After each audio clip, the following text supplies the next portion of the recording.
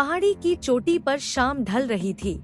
शेर झुका हुआ था और उसकी गर्म सांस चूहे के चेहरे से टकरा रही थी।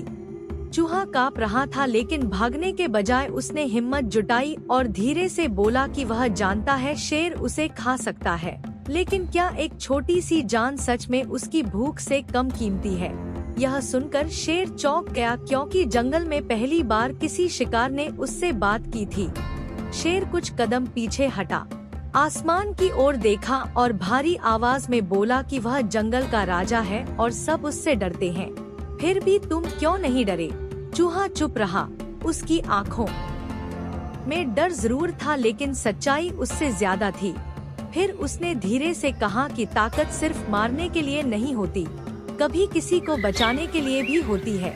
यह कहकर वह एक कदम पीछे हटा, जैसे उसने अपनी किस्मत स्वीकार कर ली हो। उसी पल झाड़ियों में जोरदार सरसराहट हुई और एक जंगली जानवर तेजी से पहाड़ी की ओर लपका। अब खतरा सिर्फ चूहे के लिए नहीं, बल्कि दोनों के लिए था।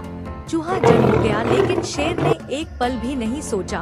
वह तुरंत आगे बढ़ा, चूहे के सामने खड़ा हो गया और पूरी ताकत से दहाड़ा। जंगली जानवर ठिठक गया और पीछे हट गया। खामोशी लौट आई। चूहा हैरानी से शेर को देखते हुए बोला कि आपने मुझे बचाया। शेर ने गहरी सांस ली और कहा कि आज तुमने मुझे याद दिलाया कि राजा होना सिर्फ ताकत नहीं, बल्कि दया भी होता है। चूहा मुस्कुरा दिया और बोला कि शायद एक दिन वह भी शेर के काम आ सके। शेर हंसा, लेकिन उस हंसी में यकीन नहीं, बल्कि एक सवाल था।